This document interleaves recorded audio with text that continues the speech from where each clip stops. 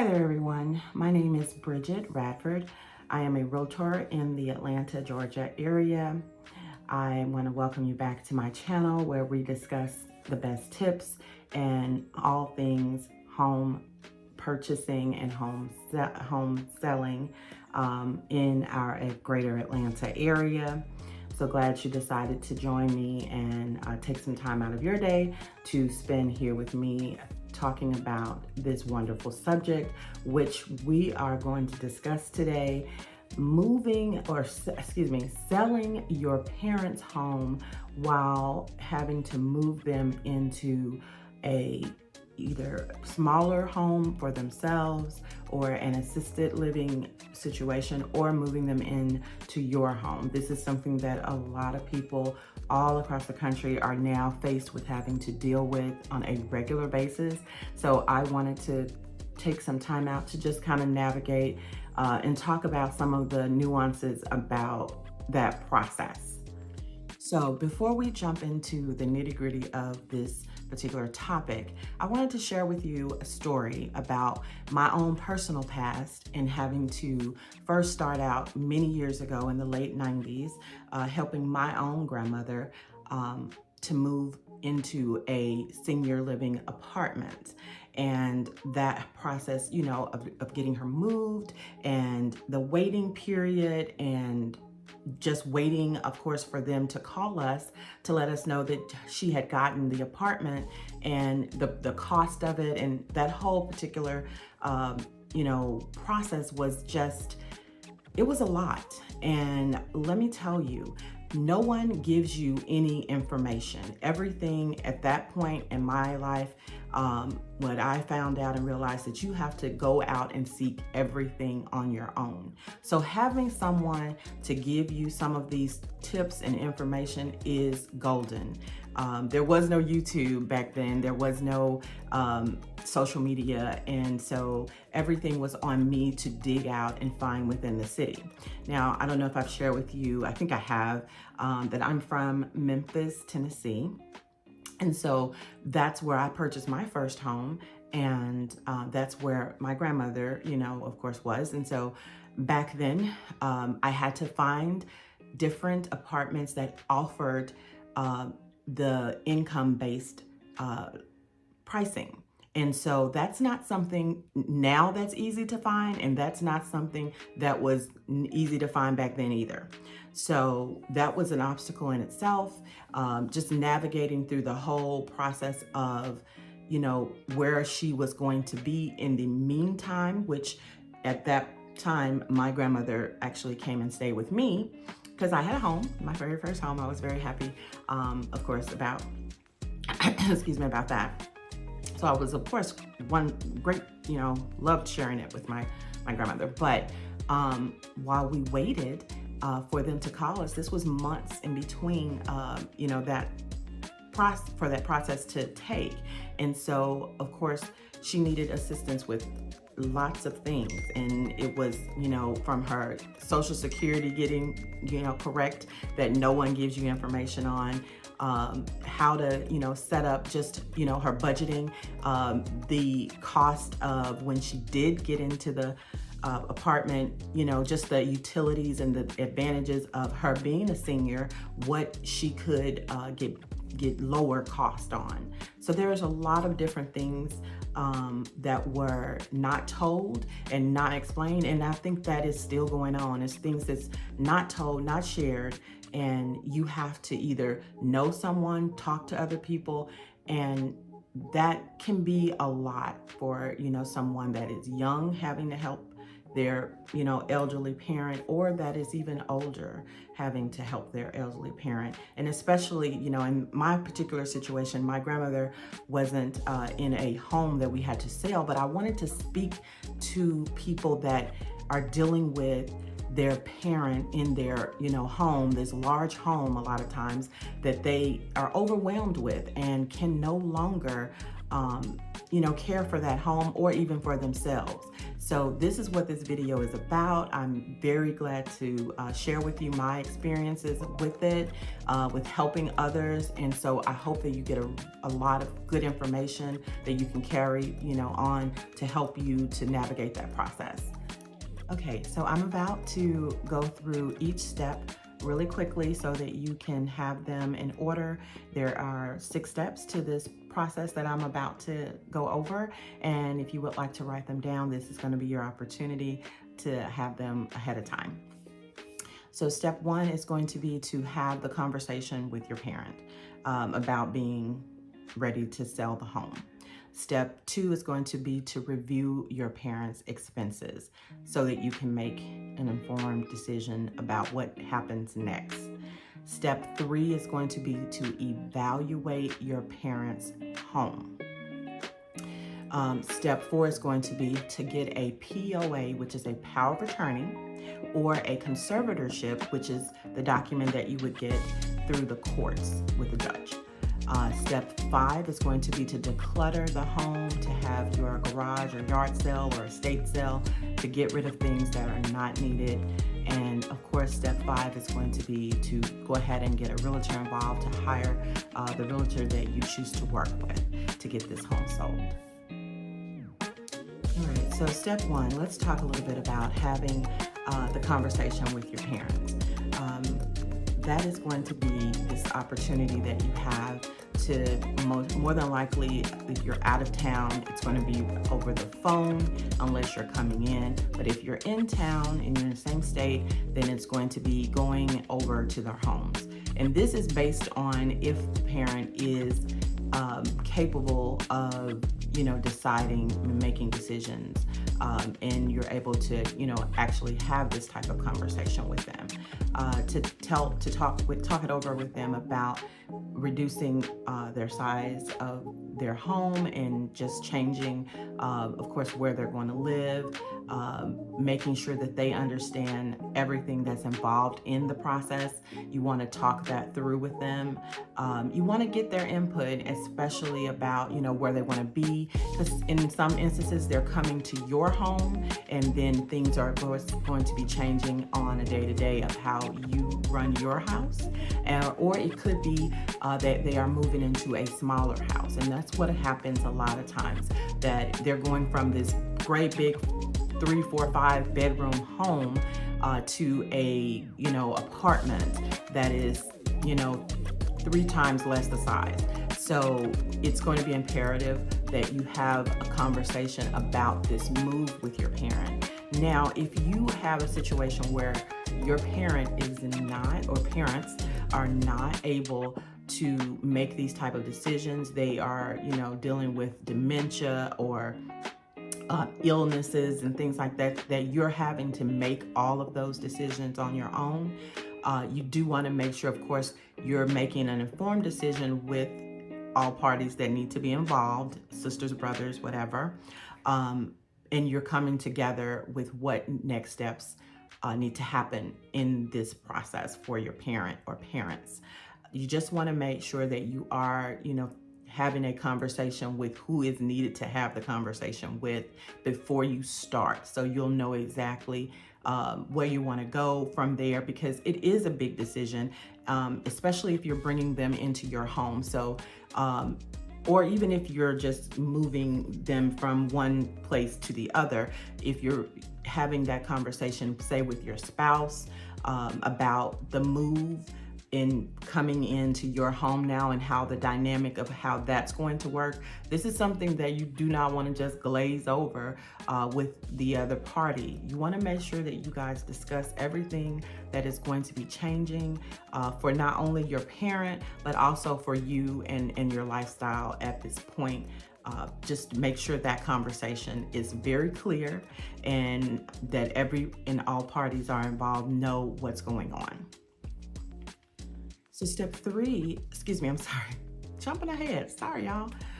Step 2 is going to be to review your parents' expenses. So this, a lot of times, is not happening until this particular day or time period. You probably, of course, like most people, you haven't looked at what your parents spend on a day-to-day basis as far as their expenses. So this may be the first time some of you are actually putting pen to paper or computer up to see exactly what's going on in their household, because you're busy taking care of your own household, which is totally understandable.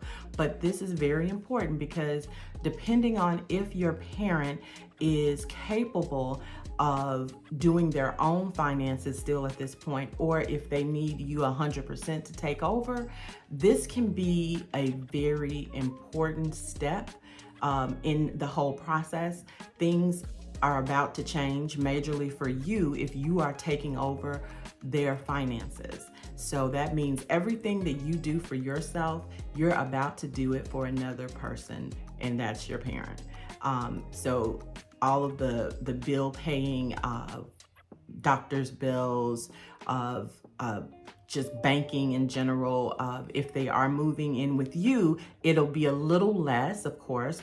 But if they are not, then you would have to, of course, take over, making sure that the payments are done for wherever they are living. So depending on if they're going into an independent apartment where they are, taking care of themselves, they may not need you as hands-on.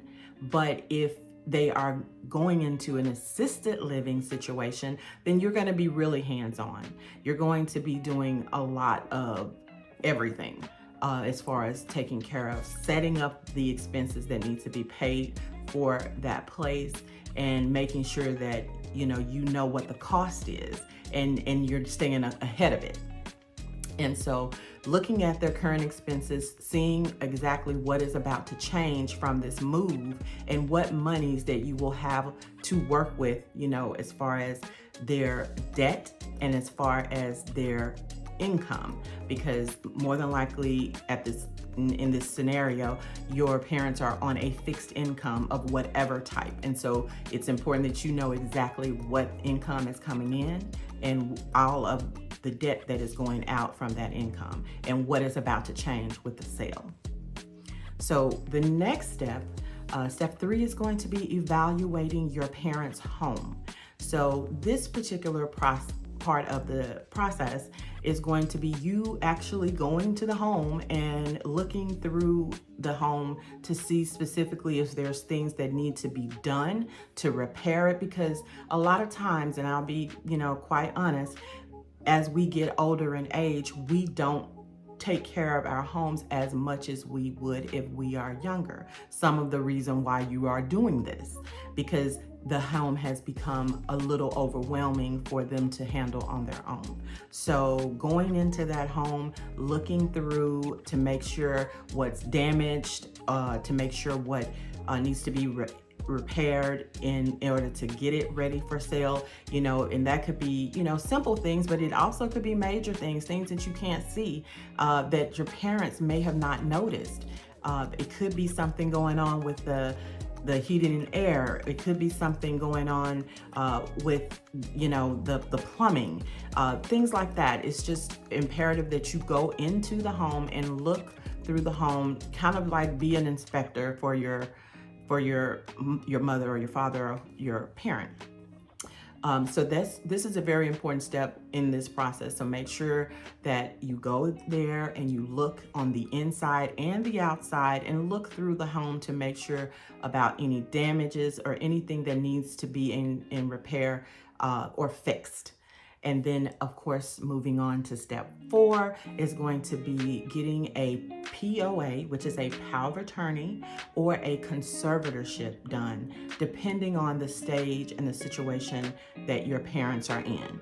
So the power of attorney is something that you definitely want to get and have on hand, no matter what situation your parents are in, because this is going to help you should they become ill, should they become incapacitated. It's gonna, with the banking, with the being able to conduct business as far as for the sale of the house, and just doing a lot of other things. Having that POA, and not a limited POA, but a POA that covers, real estate, banking, all those things. is important to just have on hand, have a copy of it for yourself. And then also provide that to your, of course, your parent. They would be signing off on it. So this would be, of course, in a situation where the parent is capable of taking care of, of signing off to that you or your parent or your siblings, whoever, are going to be a power of attorney for them. So just make sure that you keep up with getting a power of attorney done in this stage. Now, if your parent is not able to sign, they're not coherent, and they're not able to do a power of attorney, then you are going to be looking and seeking to go to the courts to get what's called a conservatorship. Sometimes it could be a conservatorship or a guardianship, and this document is signed off by the judge. So just keep that in mind. If you have a situation where your parents are not able to take care, or parent is not able to do a power of attorney, then you would seek a conservator or guardianship over your parent, and that would be through the court systems. So you would go, to your local county court, and they would be able to set up, the documents and get you on, the court date to get that squared away. And you don't actually need unless you have a lot of money that's going to be involved. Most of the time you would not need an attorney to do a conservator or a guardianship. You would need your parents' diagnosis. So you do need to make sure that you have the doctor's letterhead of what their diagnosis is, signed off by the doctor. So make sure that this step, of course, is important, so you don't want to miss it, and you want to make sure to either have that POA.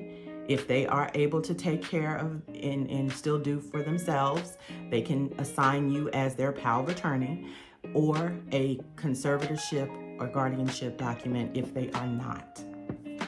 I did want to also add in for step 4, if you need to become what's called a representative payee for your parent, that would be dealing with Social Security. That's what they call the person that would be assigned to handle the affairs for the parent with Social Security, and that is specifically for that, and it's called a representative payee. They have that document and what you have to complete with Social Security. So you would, of course, have to contact them to get assigned as their representative payee, and they again would need the doctor's note of their diagnosis, because in this instance it would be you becoming the representative payee for them because they're not able to handle their Social Security income coming in, or disability income, whatever it is. So just keep that one in mind. I just wanted to add that. Now, the next step is going to be step 5, which is decluttering your home, or decluttering your parents' home, which is very important. This is going to be the time when you would, go through things, look for what needs to be given away and what could be possibly sold. A lot of times people have an estate sale or a yard sale, garage sale, whichever you want to do. But this, of course, could be helpful because it could, give you money, but it is time consuming. So just know that in this particular step and the part of the process, it's going to take some time. It's not going to be something you're going to be able to do in one day. You're going to have to come over there or stay over there with them to go over and through each room, to take down pictures, to go through clothing, things that need to be given away or either sold. This is the time to get that done. And it could be quite lucrative though. These days people do the estate sales, especially depending on what your parents have in their house. It could be some things that they could actually earn quite a bit of money. So it could be very, very lucrative as far as doing this particular step, because you could, of course, help offset some of the expenses that are going to be coming up with the move and with the sale of the house. And then the final step, of course, is going to be to bring in a realtor that you know and trust through this process. You want to go ahead and hire someone that you can work with so they can start to evaluate the market for you, to get you a comparative analysis of the market and what's, selling around your parents' house, the pricing. All of that is going to be discussed with the realtor at this particular step, so you'll know exactly what it is that you're looking at for days on the market, how long the house is going to sit before it's sold, and then how the showings and everything are going to work for people coming in and looking at the house, because it may be at this stage that you are choosing to have mom or dad or both moved in with you temporarily or permanently, so that the house can be vacant for people to be able to just go through and see all the time. Or it may be you have to arrange for them to have those showings at certain times that work best for your parents or parent that is there. So this is going to be a lot of discussion with the realtor on how things are going to go for the sale of the house and that whole entire process.